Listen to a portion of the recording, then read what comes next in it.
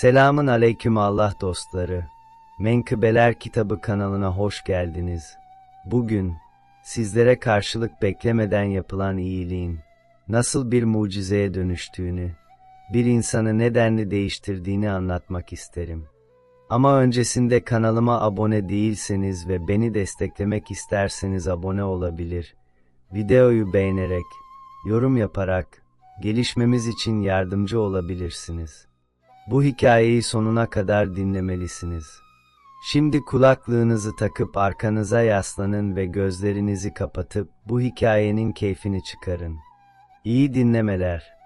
Bir zamanlar, uzak bir köyde, sakin dağların gölgesinde ve güneşin altın ipliklerle dokuduğu yoğun ormanların arasında, basit ve fakir bir adam olan Rıza yaşardı. Küçücük bir kerpiç ev ve zayıf bir keçiden başka hiçbir şeyi yoktu. Fakat kalbi huzur ve rızayla doluydu. Her sabah gün doğmadan uyanır, ibadet eder ve ormandan topladığı odunları pazarda satardı. Geliri ne kadar az olsa da, ekmeğini komşularıyla, yetim çocuklarla ve sokak hayvanlarıyla paylaşırdı. Bir gün, ormanın derinliklerinde dolaşırken, büyük bir kayanın altında garip bir parıltı fark etti. Yaklaşıp baktığında, eski bir sandık buldu. Yeşil bakırdan yapılmış kilidi zamanın ağırlığını taşıyordu. İçinde tarifsiz bir his belirdi. Açması gerektiğini düşündü. Sandığı alıp evine döndü. Eve varınca, yatağının altında sakladığı eski anahtarları tek tek denedi. Sonunda, kilide tam oturan, sanki onun için özel olarak yapılmış garip bir anahtar buldu. Sessiz bir an için, titreyen elleriyle anahtarı çevirdi.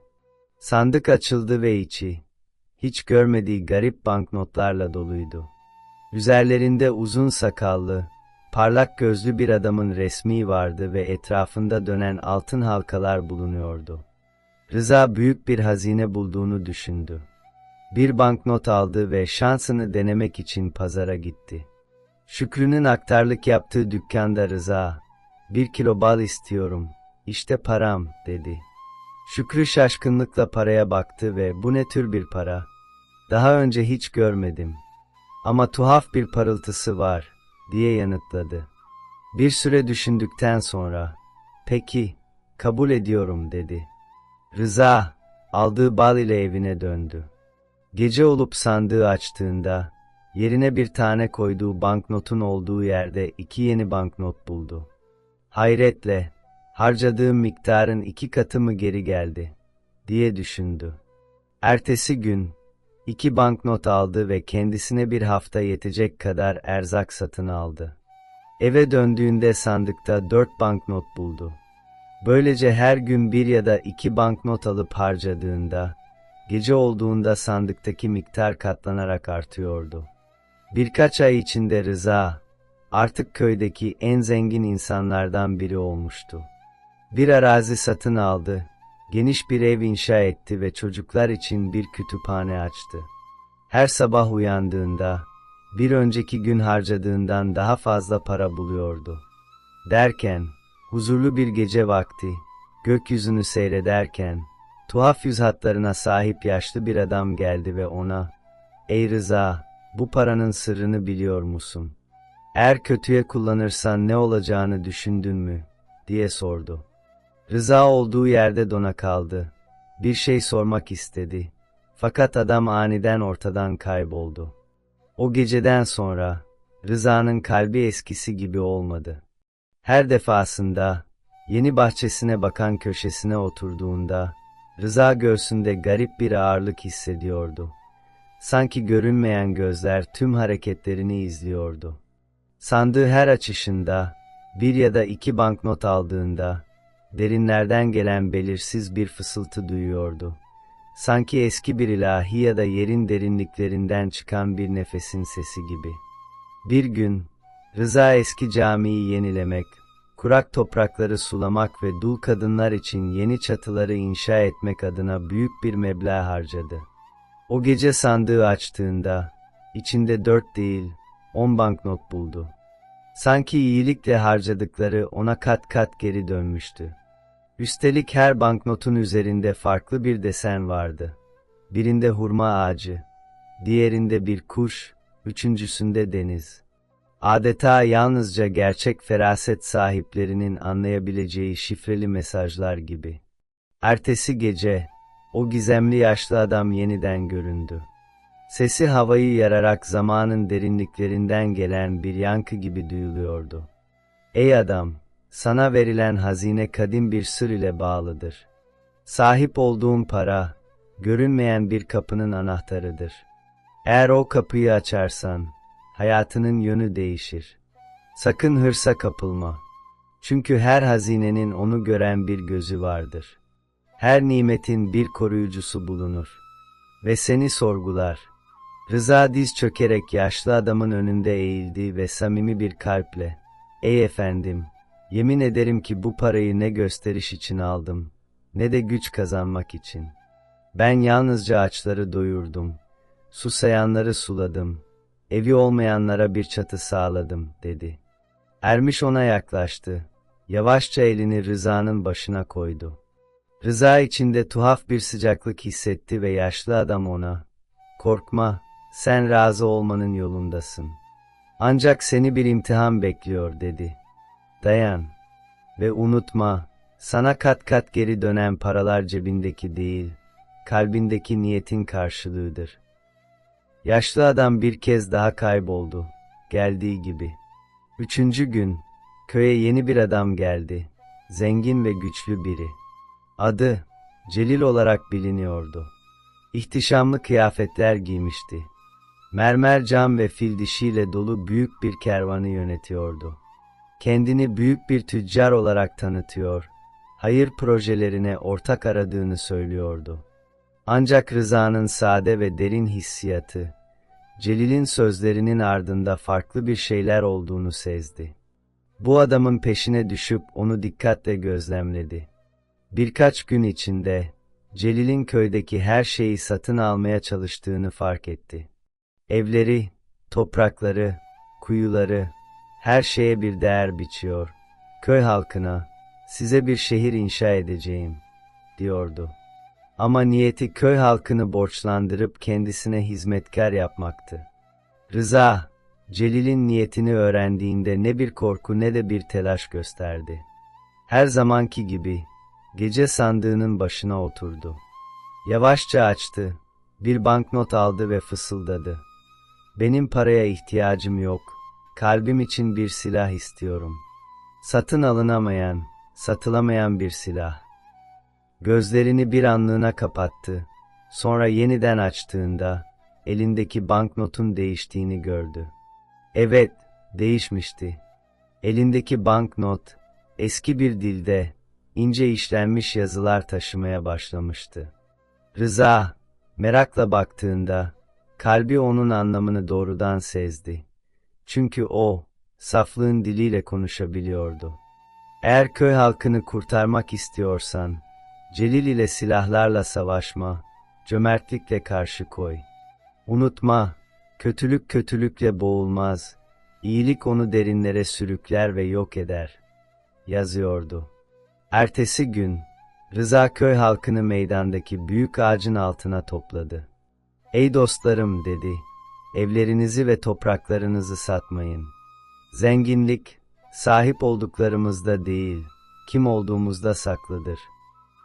Ancak köylüler, Celil'in süslü sözlerine kapılmış, göz kamaştıran camlar ve altın işlemeli vaatlerle büyülenmişlerdi. Rıza bunun farkına vardığında, sessizce bir karar aldı. Başladı elindeki paraları her fakire ve yetime dağıtmaya. Bir çocuğun avucuna bir banknot koyduğunda, o banknot cebinde katlanarak çoğalıyordu. Sanki içinde kötülük olmayan her kalp, gizemin bir parçası oluyordu. Ve insanlar, Rıza'nın sahip olduğu şeyin, Celil'in sunduğundan daha gerçek ve daha büyüleyici olduğunu görmeye başladılar. Celil eski kuyuyu satın almayı planlarken, Rıza kazandığı parayla bir okul inşa etti. Çocuklar burada okumayı, yazmayı ve bilgelik sanatını öğrenmeye başladılar. Köy değişiyordu ama taş ve tuğlalarla değil, ahlak ve değerlerle şekilleniyordu. Ve köylüler fark etti ki, Rıza sadece zenginleşmiyor, aynı zamanda ışığı ve vakarını da arttırıyordu. Bunun üzerine halk, Celil'in sahte vaatlerini terk etmeye başladı. Öfkeden deliye dönen Celil, kendi kendine şöyle düşündü. Bu adam basit bir köylü değil, bir büyücü olmalı. Onun sırrını ortaya çıkarıp rezil etmeliyim. Peki, Celil sırrı öğrenebilecek miydi? Sandık, sahibine sadık kalmaya devam edecek miydi? Ve eğer açgözlü bir adamın eline geçerse, ne olacaktı? Sessiz bir geceydi. Ay gökyüzünün zirvesinde, her şeyi gözlemleyen bir bilge gibi parlıyordu.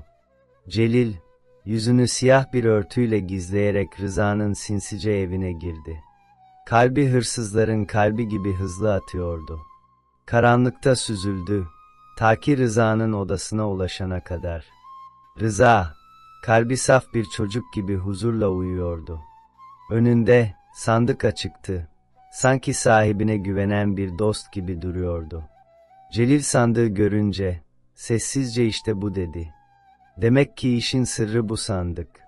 Sandık ışıl ışıl parlıyordu. Celil, tüm sırrın o garip sandıkta saklı olduğuna inanıyordu. Ona göre, bu sadece bir büyü hilesiydi. Kopyalanabilir, çalınabilirdi. Celil sessizce ilerledi. Elini sandığın içine uzattı. İçeride, yeşilimsi bir ışıkla parlayan birkaç banknot buldu. Sanki bir gölde yansıyan yıldızlar gibi titreşiyordu. Birini çektiği anda, hava titredi. Kulaklarında, sanki eski bir bakır parçasında yankılanan bir ıslık sesi duyuldu. Telaşla eline gelen banknotları almaya başladı. Bir an halüsinasyon gördüğünü sandı. Sonra ikinci banknotu aldı. Ardından üçüncüyü aldı. Tam odadan çıkacakken, ansızın evdeki tüm ışıklar söndü. Ay bile bulutların ardına saklandı. Odanın kapısı, kimse dokunmadan büyük bir gürültüyle kapandı. Duvarlarda ışık desenleri belirip kıpırdanmaya başladı. Sanki koruyucu ruhlar gibi hareket ediyorlardı. Sandık, sahibine bağlıydı. Sonra, insan ya da cinlere benzemeyen, adeta hakikatin kendisi gibi yankılanan güçlü bir ses yükseldi. Bunlar hak yoluna kendini adamış ermişlerdi. Ey Celil, dokunduğun şey, sahip olunamaz bir hazinedir. Pahalı olduğu için değil, saf olduğu için. Kalbini temizlememiş biri, ışığa dokunduğunda yanar. Celil çığlık attı. Beni buradan çıkarın. Korkudan ne yapacağını bilemiyor, sadece yalvarıyordu. Ben hiçbir şey istemiyorum, diyerek ağlamaya başladı. Celil, dokunduğu şeyin kutsal olduğunu ancak her şey olup bittikten sonra fark etti. Korkulu ve öfkeli bir sesle bunların kutsal olduğunu bilmiyordum diye bağırdı. O anda, banknotlar avuçlarından sıyrılıp havaya savruldu. Sanki büyülenmiş cam kırıkları gibi dağıldı. Kapı açıldı ve Celil dizlerinin üstüne düşerek çocuklar gibi yeniden ağlamaya başladı. Sabah olduğunda, artık eski haliyle aynı adam değildi. Saçları bembeyaz olmuş, yüzü solmuş, sesi zayıflamıştı. Sanki bir tek gece değil, bir ömür geçmişti üzerinden. Sabah, Rıza onu yattığı odada korkudan kıpırdayamaz halde yerde otururken gördü. Ne onu suçladı ne de kovdu. Sadece elini uzattı. Onu ayağa kaldırdı ve şöyle dedi. Bu dünyada sahip olduğumuz şeyler gerçeğin sadece yarısıdır. Diğer yarısı ise, başkalarına verdiklerimizde saklıdır, aldıklarımızda değil. Celil bir kez daha hıçkırarak, ''Ey Rıza'' dedi, ''bana unutamayacağım bir ders verdin.'' O gece, diz çökerek hakikatin önünde eğilmişti. Yıllarca reddettiği gerçeği, sonunda kabul etmek zorunda kalmıştı. Sabaha kadar af diledim Rıza diyebildi. Sesi pişmanlıkla doluydu. O günden sonra, Celil köyde sessiz bir adam olarak yaşamaya başladı. Hiçbir şeye müdahale etmiyor, hiçbir şey talep etmiyordu. Gözlerinde ise o ışığı görüp kaybetmiş olmanın hüznü vardı. Karanlıkta kalan biri gibi, ışığı takip etmeye çalışıyordu ama artık görmüyordu. Rıza ise kendi yoluna devam etti. Ancak sandıkta küçük bir şey değişmeye başlamıştı. Her banknotu almak için elini uzattığında, köşesinde yeni bir yazı beliriyordu. Her gün değişen, yeni bir mesaj. İlk başta şu gibi sözler yazılıydı: Allah için verilen, Allah'ın güzelliğiyle geri döner. Her cömertlikte bir hakikat saklıdır. Her fedakarlıkta bir yaşam filizlenir. Günler geçtikçe, sandıktan çıkan yazılar daha derin ve anlamlı hale gelmişti. Sanki uzak bir yerden, belki bir kraldan ya da yüzyıllar önce bu sandığı saklayan bilge ruhlardan bir mesaj alıyordu. Bir zamanlar Rıza'nın sandığı bulduğu o yerde, ormanın derinliklerinde hafif bir deprem oldu. Ağaç kökleri arasından toprak yarıldı ve içinden saklı bir şafak gibi beyaz bir ışık yükseldi. Aniden bir ses yankılandı. Ey Rıza! Senin ulaştığın yere ne bir büyücü ne de bir kral ulaşabildi. Sandık artık bir hazine değil, bir köprü oldu. Rıza diz çökerek, "Köprü nereye?" diye sordu. Ses cevap verdi: "Bu dünyanın ötesine. Altınla ölçülmeyen, servetlerin çeteresi tutulmayan bir aleme. Burada kalpler içindekilerle değerlendirilir ve ruhlar verdikleriyle tartılır, topladıklarıyla değil." Rıza gözyaşlarına boğuldu. Bütün bedeni, bu yeni anlayışla titriyordu. Yıllardır içinde bir tohum yetiştiriyordu ve şimdi bu tohum, hasada hazırdı. O gece evine döndüğünde, kapısında Celil'in beklediğini gördü. Adam titreyerek konuştu. "Ey Rıza, ben de aynı ışığı rüyamda gördüm. Aynı sesi duydum. Bana, senin sadece bir adam değil, büyük bir sırrın emanetçisi olduğunu söyledi. Benim bir şeyler öğrenmeme izin verir misin? Yeniden başlamama." Rıza ona sarıldı ve şöyle dedi: "Başlangıç, kalbin temizlenmesini talep etmekle başlar. Bu hayatta her yeni gün, daha saf ve daha doğru bir başlangıcın fırsatıdır." Ve böylece, yeni bir bölüm başladı. Ama bu sefer, Rıza'nın sandığındaki parayla değil, kalpleri aydınlattığı ışıkla ölçülen bir hikaye. Ve ne zaman bir iyilik yapsa, gökyüzünde yeni yıldızlar doğuyordu. Yeni hayatının bu safhasında, Rıza içinde tarif edilemez bir his taşıyordu. Ne sevinç ne de korku, sanki uzun zamandır beklediği bir anın yaklaştığını hissediyordu. Her gece sebepsiz yere uyanıyor, rüzgarlarda fısıldanan ismini duyuyordu. Eski bir deftere, sıradan insan rüyalarına benzemeyen hayallerini not alıyordu. Birinde kendini denizlerin üzerinde süzülürken, diğerinde ise peygamberlerle yemyeşil bir vadide otururken gördü. Derken, bir sabah, ormanda yürüyerek sandığı ilk bulduğu günü hatırladı. İçindeki bir ses onu daha önce hiç ayak basmadığı bir yere yönlendirdi. Büyük bir ağacın köklerine ulaştığında, yere gömülü küçük yuvarlak bir taş gördü.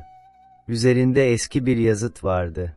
Ancak bu yazıyı yalnızca gözlerini kapatıp kalbiyle okuyabilirdi. Rıza gözlerini kapattı ve zihninde bir ses yankılandı. Çember tamamlandı. Şimdi sınırın ötesine hazırlık vakti geldi. Taşıdığın sır sadece sana ait bir nimet değil. Bu bir mesajdı. Ve artık mesajın zamanı geldi. Rıza gözlerini açtı. Taş ikiye ayrıldı ve altından yeryüzünün derinliklerine uzanan taş bir merdiven belirdi. Bu, kadim bir bilginin kapısıydı. Yalnızca niyeti saf olan ve öğrendiklerini insanlık yararına kullanacağına yemin edenlerin erişebileceği bir yol. Rıza, defterini elinde tutarak ve sandığını göğsüne bastırarak merdivenlerden aşağıya inmeye başladı. Ama sandık artık eskisi gibi ağır değildi. Sanki artık toprağa değil, ruha aitti. Merdivenin sonunda, Rıza yuvarlak bir salona ulaştı. Duvarları, sembollerle çizilmiş ayetler ile kaplıydı. Ortada, siyah taştan bir taht duruyordu ve üzerinde kapağı olmayan bir kitap vardı. Kitabın kapağı yoktu. Yüzeyi, donmuş su gibi pürüzsüz ve parlaktı. Rıza oturdu, kitabı açtı ve okumaya başladı. Her sayfada, yardım ettiği insanların görüntülerini gördü. Onların nasıl değiştiğini, iyiliğinin nasıl yeni nesilleri doğurduğunu, dünyayı değiştirecek çocukların nasıl yetiştiğini. Ancak son sayfa tamamen boştu. Sadece köşesinde tek bir satır yazıyordu. Son bölümünü sen yazacaksın. Rıza gözlerini kapattı. Derin bir nefes aldı ve kendi kendine fısıldadı. Sır, paranın kendisi değilmiş. Onu nasıl kullanacağımız, nasıl koruyacağımız ve iyiliğin hizmetine nasıl sunacağımızmış. Ertesi sabah Rıza, gözlerinde yepyeni bir ışıkla köye döndü. Ancak bu ışık, zenginliğin ya da başarının ışığı değildi. Öğrenmiş ve anlamış insanların ışığıydı. Yani takva sahibi alimlerin ışığıydı. O öğrendiklerini tevazu içinde sakladı. Anladıklarını huzur içinde yaşadı. Artık fazla konuşmuyordu. Sırrı açığa vurmuyordu. Sessizliğiyle öğretiyor, bakışıyla çocukları eğitiyor, gülümsemesiyle kalpleri besliyordu. Yağmurlu bir gecede, hayatını iyiliğe, fedakarlığa ve cömertliğe adadıktan sonra, Rıza, her şeyin başladığı ağacın altına oturdu. Gözlerini kapattı, derin bir nefes aldı, sanki sırrı toprağa teslim ediyordu. Acısız, sönmeyen bir ışık gibi, bir yıldızın kendi gökyüzüne geri dönmesi gibi, yok oldu. Köylüler odasını aradıklarında, ne sandığı ne paraları ne de eski defteri bulabildiler. Ama tek bir şey vardı. Tek bir sayfa vardı. Üzerinde, Rıza'nın el yazısıyla yazılmış bir cümle duruyordu. Eğer kalbinde iman varsa, dokunduğun her şey bereketli olacaktır. Ve o günden sonra, köy değişti. İnsanlar paylaşmayı, öğretmeyi, yardımlaşmayı öğrendi. Bir çocuk, katlanarak çoğalan paralarla yaşayan adam kimdi, diye sorduğunda, yaşlı nineler şöyle derdi. Onun adı Rıza'ydı. Ona bu isim, mutluluğun nerede olduğunu bildiği için verilmişti. O mutluluk yavrum, karşılık beklemeden verilen iyiliğin içindeydi. Umarım dünya malını sadece kendimize değil, ihtiyacı olan herkes için kullanırız. Umarım biz de komşularımıza, hastalarımıza, sokaktaki hayvanlarımıza, ailemize ve ihtiyacı olan herkes ile paylaşırız. Allah bizleri Peygamberimizin yolundan gitmeyi nasip etsin inşallah.